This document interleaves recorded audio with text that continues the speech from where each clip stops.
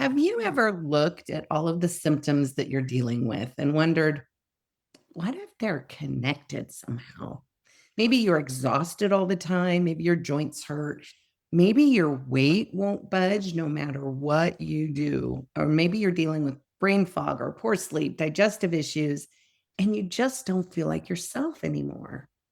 We are all trained to look at issues as separate problems, but many of those symptoms can all trace back to one common root issue, and that's inflammation.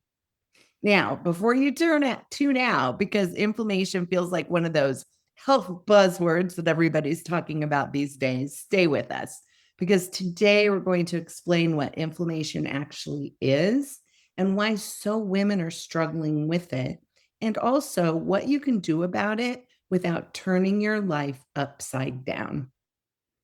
Why do we keep going back to quick fixes, even when we know they don't work? Welcome to the Coach's Hotline. Glucose, grit, and grace. Real talk with coaches, no sugarcoating. We're here to help you ditch the diet cycle, stabilize blood sugar, and finally feel at home in your body. Because health isn't about restriction, it's about freedom, energy, and confidence. Let's dive in. Welcome back to the Health Coach Hotline, Glucose, Grit, and Grace. Today, coaches Elaine, Coach Amber, and I are talking about something that has recently become a major focus in the health world. But honestly, it's a good thing. And I think it's for a good reason. See, inflammation plays a role in everything from blood sugar regulation to autoimmune disease, heart health, recovery, energy levels, function, and even how we age. And the challenge is that most people don't know what inflammation looks like in real life. They don't wake up and say, I think my inflammation is elevated today. They wake up and they say, "Oh, why am I so tired? Why can't I lose weight? Why do I feel so much older than I used to? Is this what aging is like?" So today our goal is to make this topic practical and approachable so that you can leave with a better understanding of what might be happening in your body and, more importantly, where to start healing it. So let's begin, ladies, with the most basic question: what is inflammation? So, one of the biggest misconceptions about inflammation, I think that people have, is that automatically they think it's bad. And the thing is that inflammation is actually one of the ways that your body protects itself and heals itself. So I think the problem isn't inflammation per se. The problem is when inflammation gets stuck onto the on position. Because if you think about it, you need some inflammation, right? Inflammation, if you cut your finger, inflammation is what makes all the blood come to that cut to help to heal and clean it out. If you catch a virus, your immune system creates inflammation to help you fight it off. So that's normal and that's healthy. So inflammation in and of itself isn't bad. I think the trouble starts when the body doesn't get the signal to calm down after inflammation starts. And when this happens, it can be caused from stress or just being sick for a long term. And when this happens, your body starts using energy and resources to manage that constant state of alarm that you're in. So over time, that inflammation shows up, and that's what starts to cause the problem, is that it's not going away. It's not calming itself. So, coaches, from your perspective, what are some of the things that you commonly see? What does inflammation look like when it starts showing up for you or your clients in everyday life? So, inflammation, and I think you bring up a really good point. It serves a purpose in our body because remember, our bodies are designed to keep us alive. And so it really does serve a purpose. And if we have a marker in our health, in our lifestyle that is continuously triggering our body to become inflamed, I think that's where the prolonged issues really can come from. And I see things from fatigue, the energy crashes, digestive issues, really things that you would not necessarily equate with what you believe in, what we believe inflammation is, but even those cravings, if you struggle to recover. I've got a client who came to me because she's a very active woman in her mid 40s, and she was having a ton of Achilles pain and wasn't able to do the workouts that she used to be able to do. And she was like, I don't understand why. Literally nothing has changed.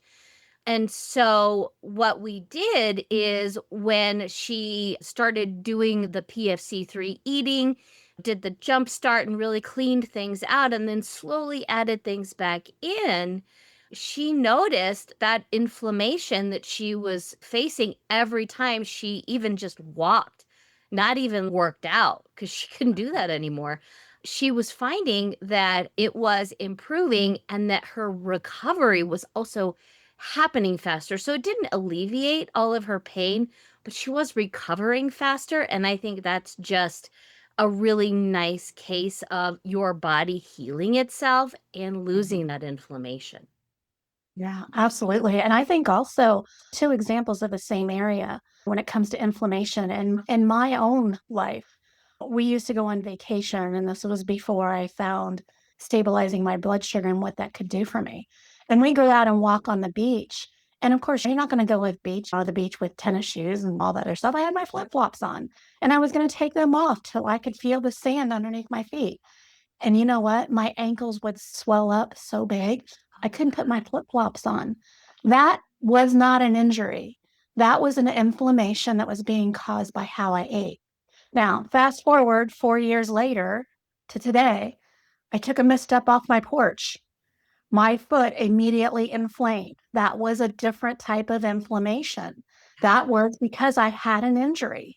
My body was protecting myself. My body was protecting me the other way too, but there were other causes for that. But this is because I had an actual injury. So I think that's where it's important to understand, like what you said, Elaine, is inflammation is our body protecting us. So we just have to figure out, what is it protecting us against? Right. And Yeah. if it's protecting us from a poor diet and too much stress, Yeah. then we got to fix that.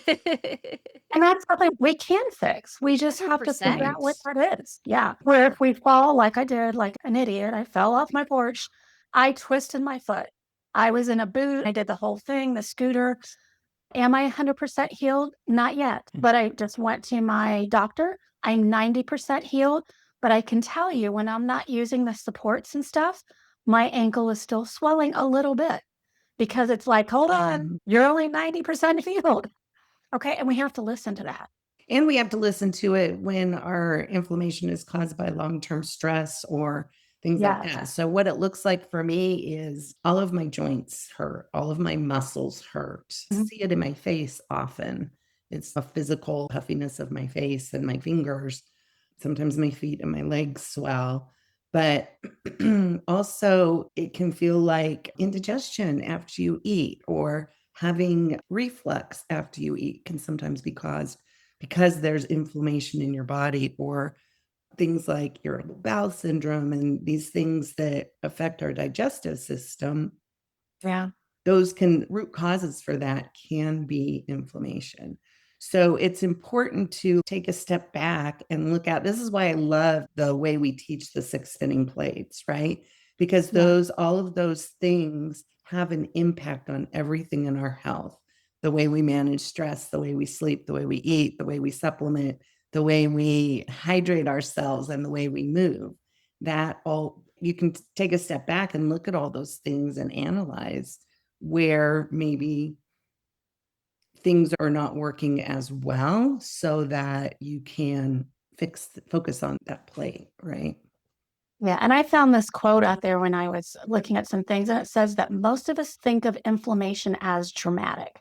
So, yes, when I fell off my porch, that was a dramatic inflammation. But in reality, it's often just whispering to us.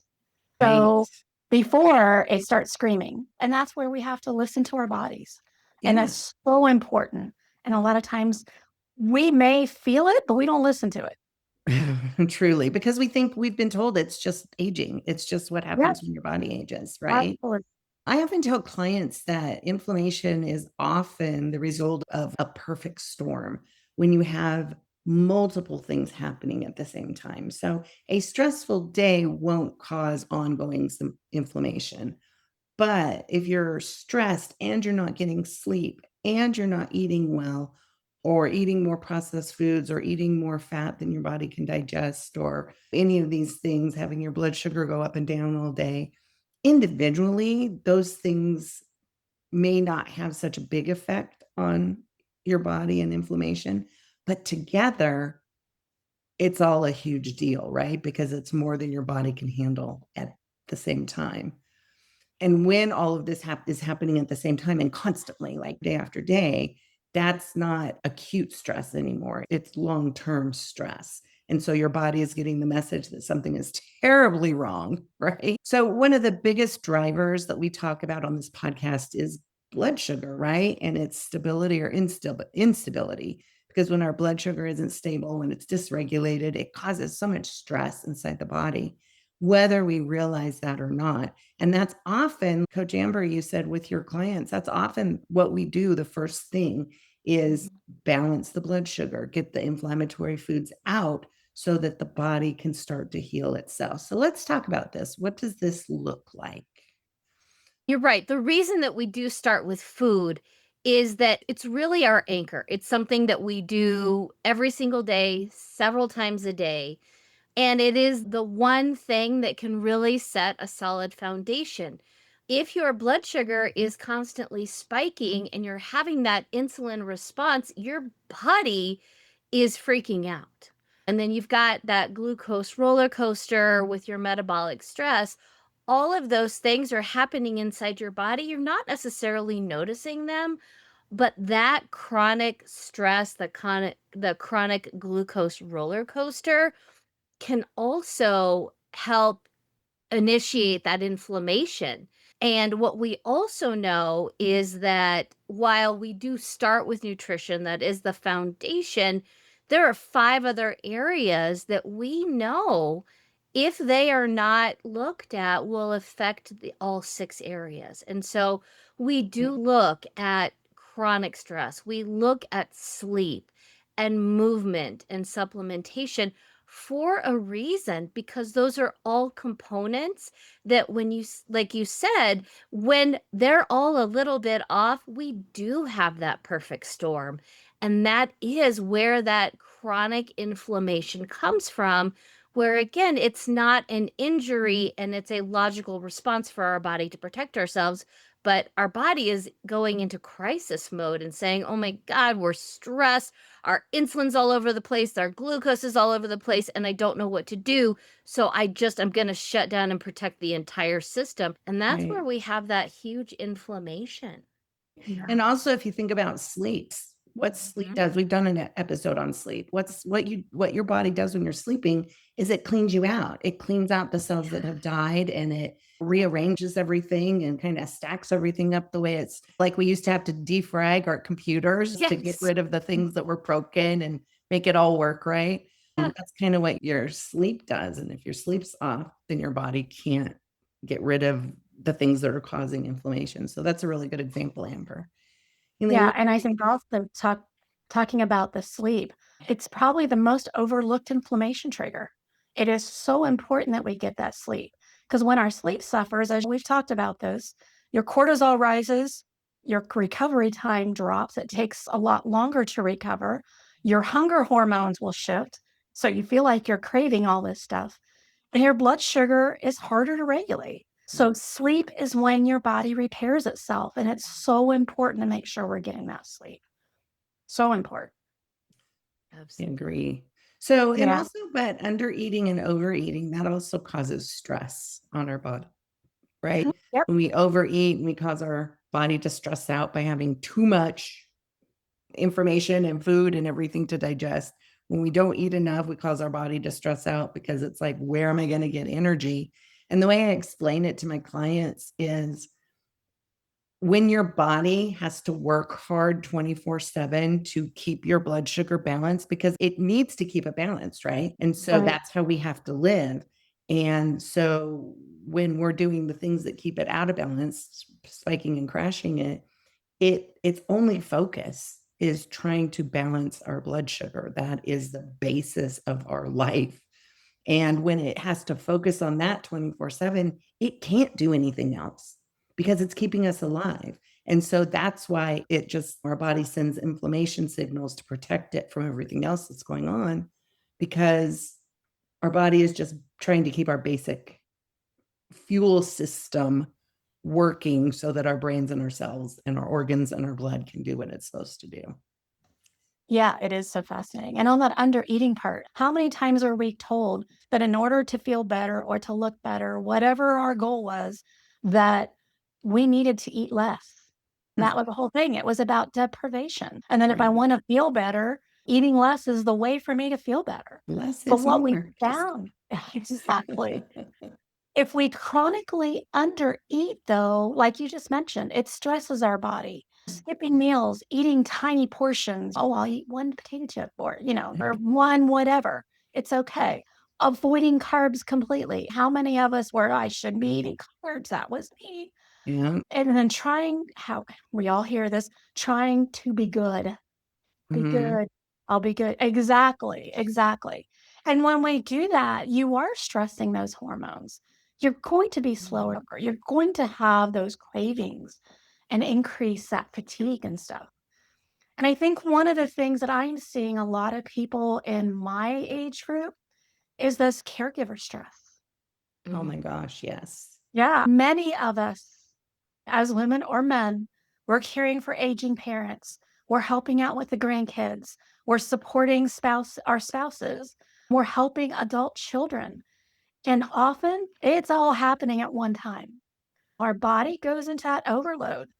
And we can't think of that caregiver stress as weakness. It's a chronic responsibility. It's something we're going to do. And no matter how I say, I'm never going to do that again, I do it again. We do it again. Right? Yeah. But our body doesn't get a break from being on. So It we doesn't. do have to make sure we're giving it that break regardless of what we're doing, whether we Yeah, have the schedules, all of that. We just need to make sure that we're taking care of it for because it's sure. trying to take care of us. Right. I'm glad that you brought that up, because often when we think stress, we do think emotional stress, right? It's emotionally difficult. It's also physically difficult to care for our parents as they're aging, or a sick person, or these things. But do you remember how last week we said that your body doesn't know that you're trying to fit into a pair of jeans? It just knows that it's in distress from restricted calories. So I think that theory applies here too, because your body doesn't know if you're being chased by a lion, or if you are stressed from poor sleep or blood sugar crashes or over exercising or under fueling. It's Trying to fit into just those genes. exactly to fit into those genes. Exactly. It only knows that stress. And when your body's under stress, it sends inflammation to heal that part, right? So what's fascinating, and Elaine, I think you said this earlier, that inflammation doesn't always announce itself in super obvious ways, right? It whispers and it comes on slowly. And then you could say, oh gosh, my thumb is hurting a little bit today. And then you don't do anything and you ignore it. And then you're like, 3 weeks later, you're like, I can barely even move my hand, because we don't think that thumb is a signal of something going wrong, right? Or if we're waking up tired, we just think, oh, I need to get more sleep, or I'm just exhausted all the time. That's what being in my late 50s is all about. Or even having food cravings, we don't recognize that as signs of inflammation. So these symptoms don't automatically mean inflammation is the cause, but they can be clues that your body's under more stress than it was designed to handle. So these symptoms don't actually mean inflammation is the cause, but they can be clues, those little check engine lights, right? That your body's under more stress than it was designed to handle. And when we start to learn to listen to our bodies, we can figure out ways to help our bodies before that inflammation becomes too chronic. So let's talk a little bit about how we can look at those inflammation symptoms and how we can do something about it and win before it's a chronic problem.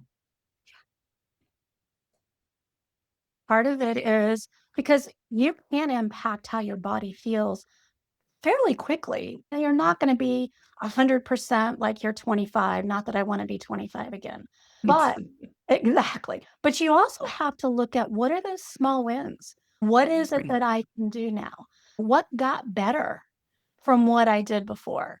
And I can tell you that when I talked earlier about walking on the beach and I couldn't even put my flip flops back on because my feet and my ankles were so swollen, the first time after I had been through my initial 100 days, and of course, we know we just rinse and repeat, and I walked on the beach and I didn't have swollen feet. Now that was a big win, but I also know that I was walking more at our local park and I wasn't getting inflamed, that I could walk Yes. longer than before I started feeling uncomfortable. So I think that's where a lot of it is focusing on those wins. Maybe you feel a little bit sharper. Maybe you're not walking into that room and forgetting why you walked in there anymore. Or, yeah, those are all things that are wins. An improved mood.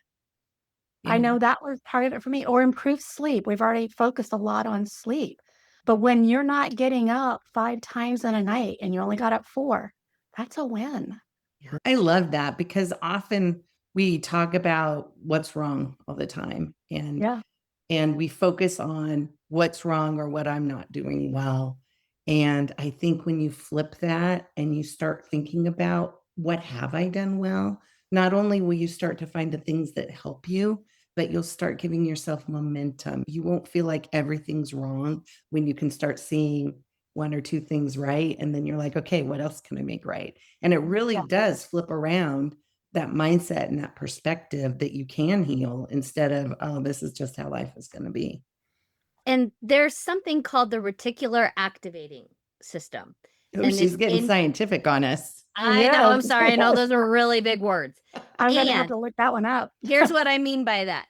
Your brain looks for what you're thinking about. Carrie, our mentor, talks about the Subaru Crosstrek Yeah. Oh, yeah. and how she didn't think she'd ever seen one. And then they talked about it. She saw a picture of it. And then she went out and she saw them everywhere. Nobody went out and just bought Subaru Crosstrek so that Carrie could see them.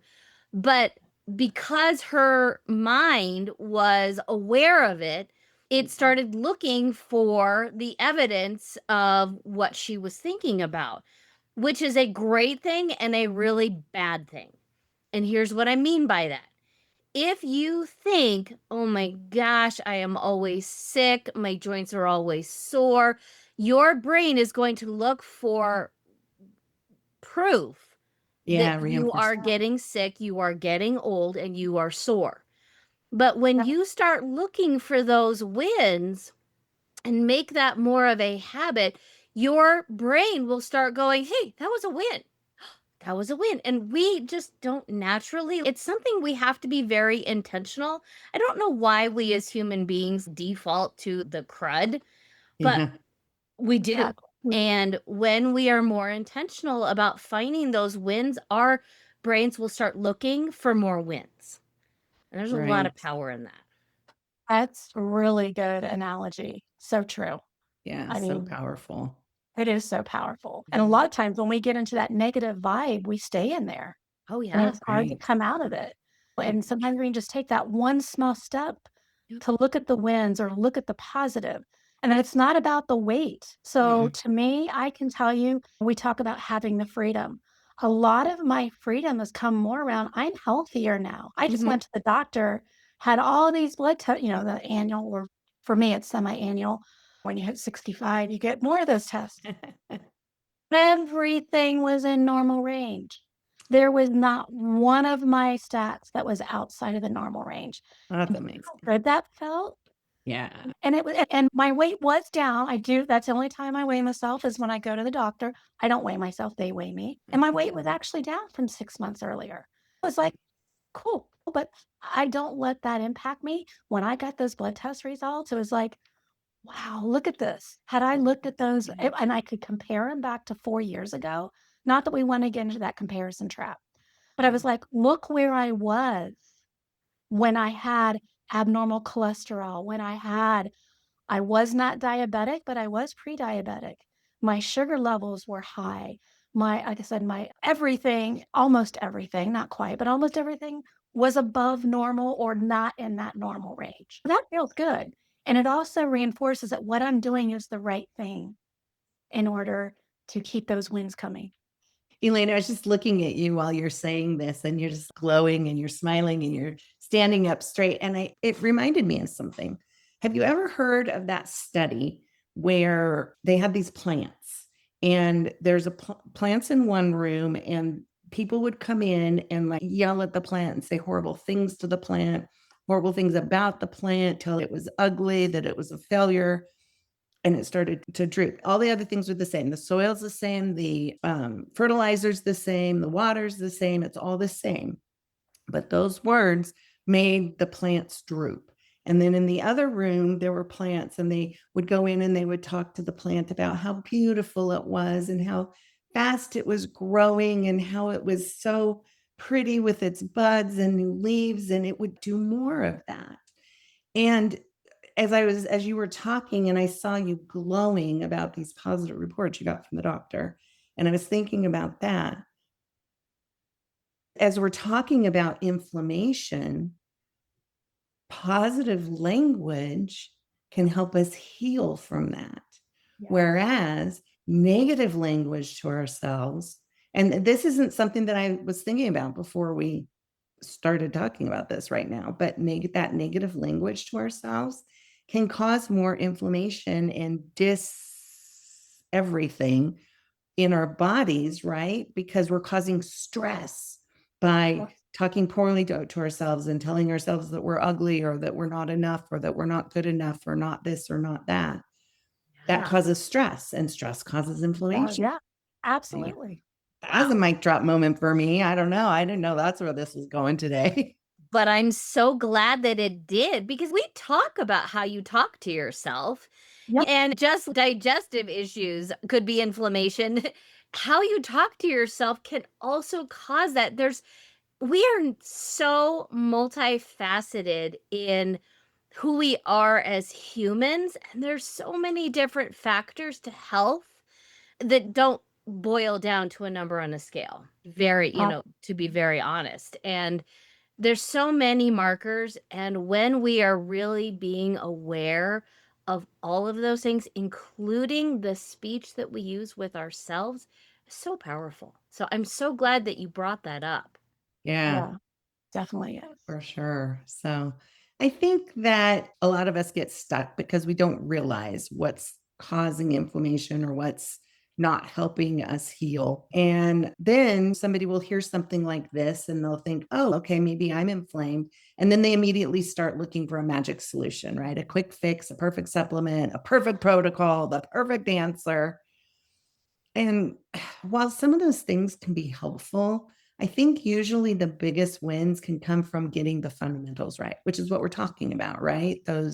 All the things, those little six spinning plates of our health, our health, doing those things that aren't exciting, that are redundant, and doing the things that we know we need to be doing. It's not a should, it's the things we want to do for ourselves, for our health. And we overlook those as solutions because they're too simple. So, for example, hydration. Drinking more water when you feel inflamed helps your body flush out the inflammation in your body. So that's a basic.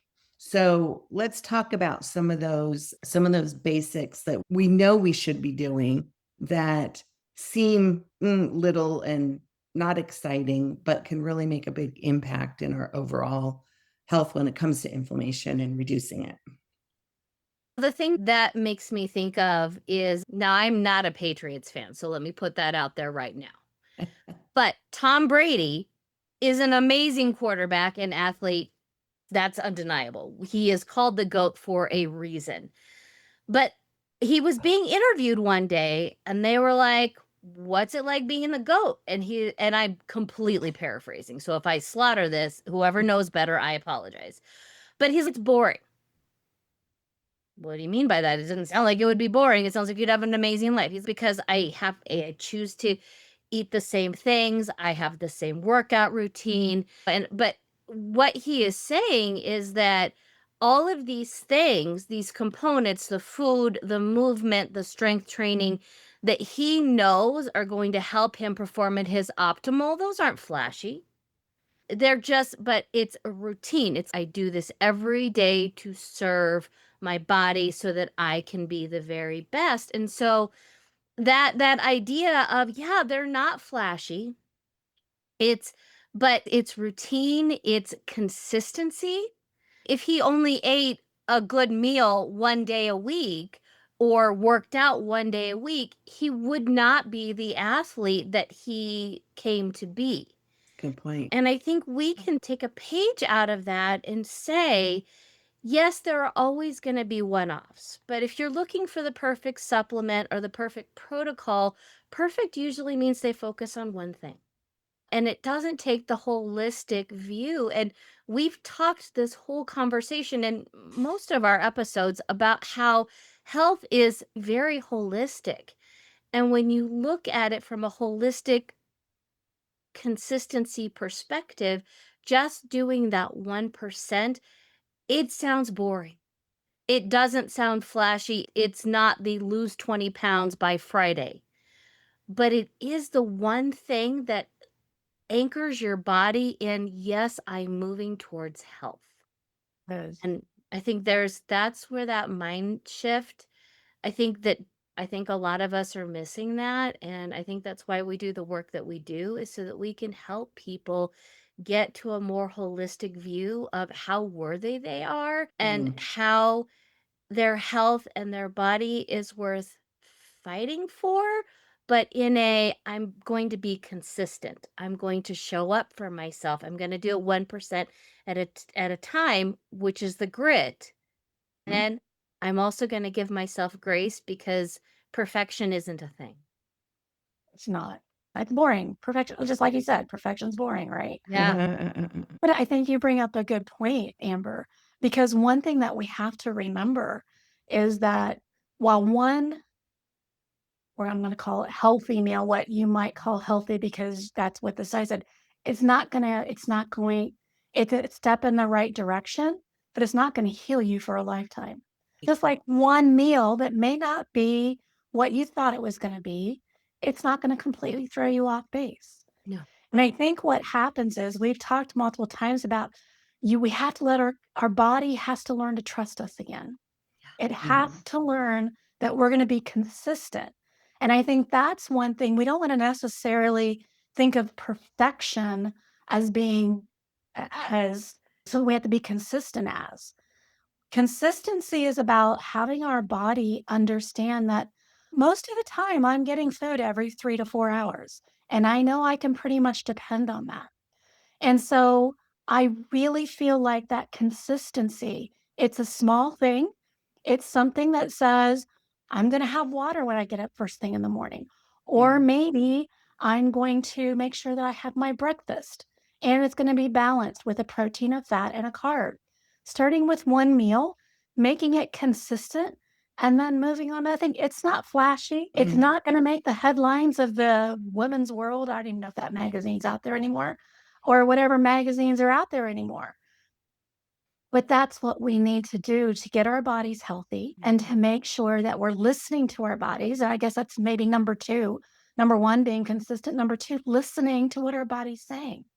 If I'm a little achy, if I know that if I had an appreciation meal typically, my body's going to ache for a little bit. Maybe for a couple hours, okay? Because it's not used to whatever I had, the fats, the higher fat, or the more carbs, or the more processed foods that I had. But I'm like, okay, this is temporary. It was fun. It was good. I'm ready to feel better. So I really think those are two things that, for me, they sound small, but in the scheme of things, I think they're really large. Wow.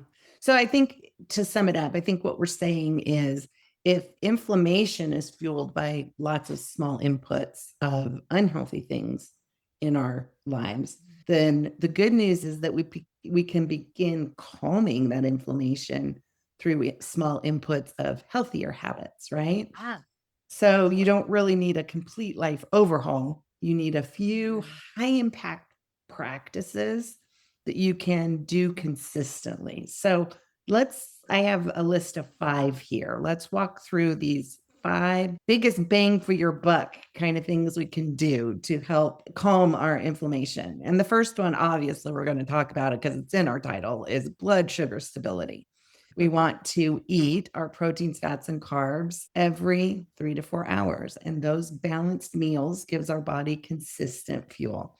It gives our bodies exactly what it can digest in a 3-hour period, not too much, not too little, exactly what it needs. And then it'll tell us it's hungry again and we can give it what it needs again. So it doesn't have to worry about where am I going to get energy if I don't have enough?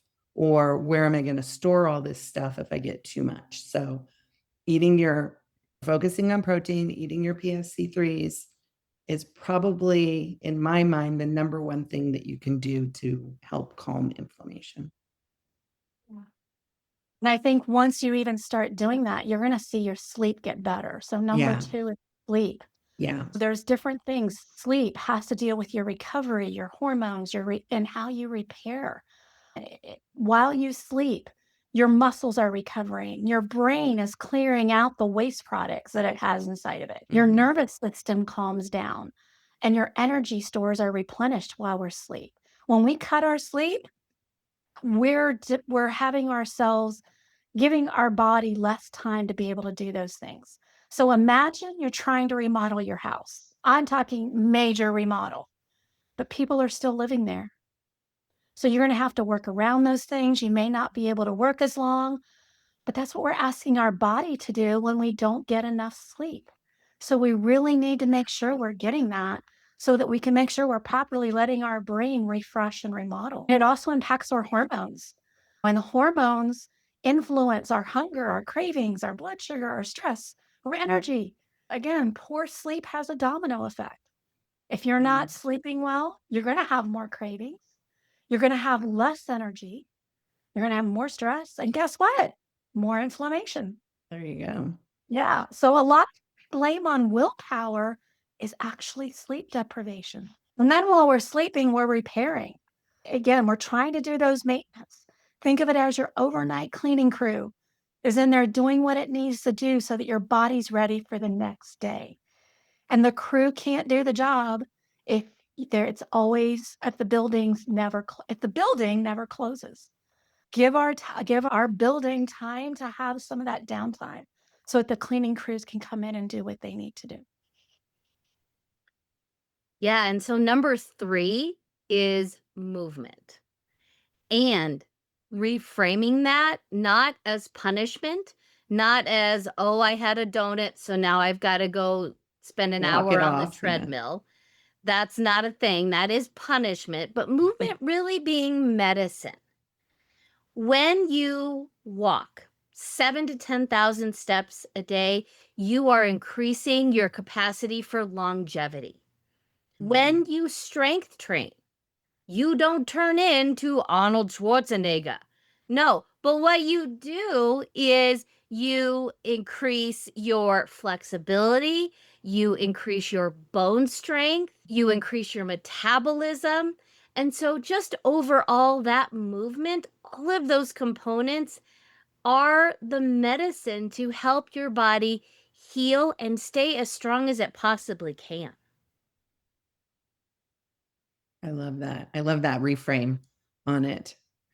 So, number 4 is stress regulation. We've talked about stress a lot today, but regulating your life so that you can lower stress. And ways that you can do this are morning times and having some time for prayer and meditation, focusing what you want to accomplish for the day, how you want to show up for the day, so that the day doesn't manage you. You can manage your day. Doing things like journaling, I call that kind of emptying your bucket, getting things out of the inside onto paper or talking to somebody so that you don't have to hold that stress and that frustration. You can get it out and deal with it in a different way. Deep breathing. We've talked about how important deep breathing is on regulating your heartbeat. And even if you breathe, I've just recently learned this. I thought it was interesting. I think one of our guest coaches said this too, but if you do that deep breathe in and then you do a sound on the way out, calms your vagus nerve. And your vagus nerve is responsible for so many functions of your body. So it can calm your vagus nerve, which calms your stress. Getting out in nature, they've proven that putting your feet in the grass and literally hugging a tree is actually really good for you. Getting sunlight during the day. All of this brings joy. And remember, we talked about joy on those plants. Joy gives life, and life helps lower stress. And then managing your time. So when you manage your time, who knew that? Because we teach a lot of time management in our program in that second month. And who knew that you needed a time management calendaring system to manage your health?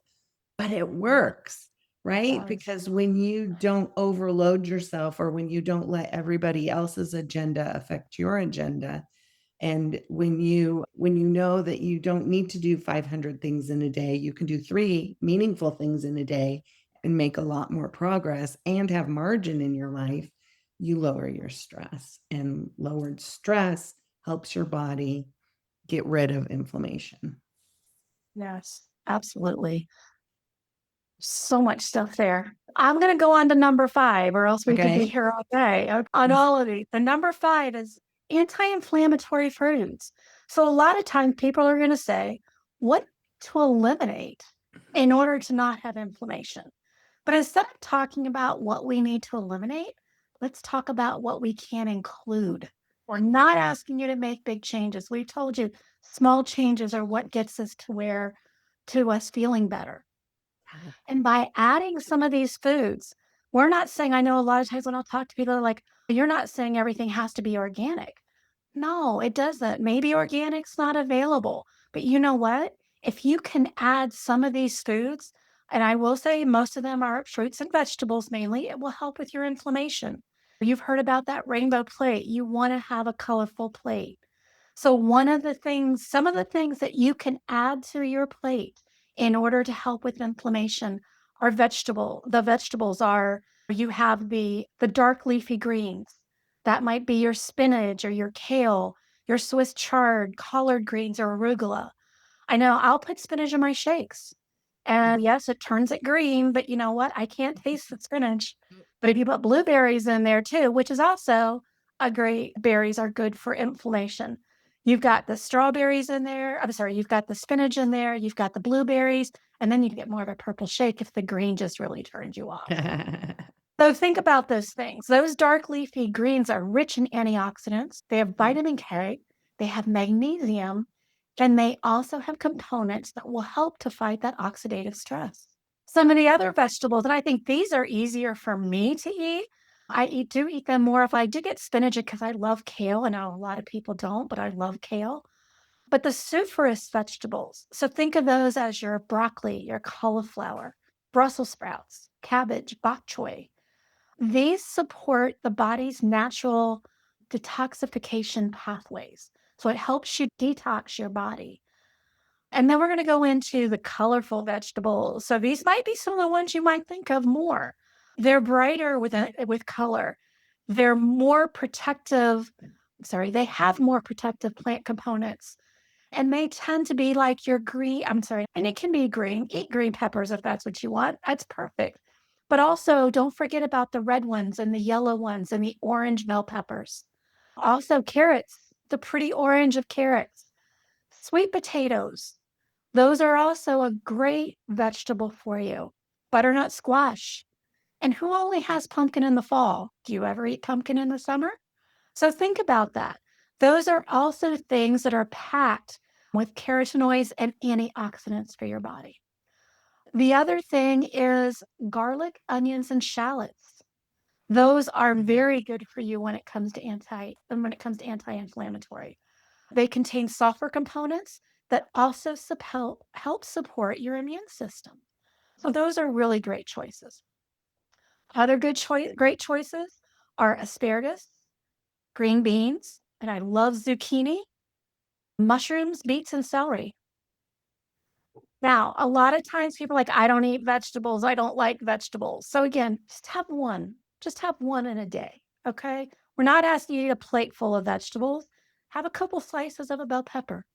So I can tell you, I was not one that says, I'm going to eat a plain bell pepper and it's not mixed up in an omelet or something or on a pizza.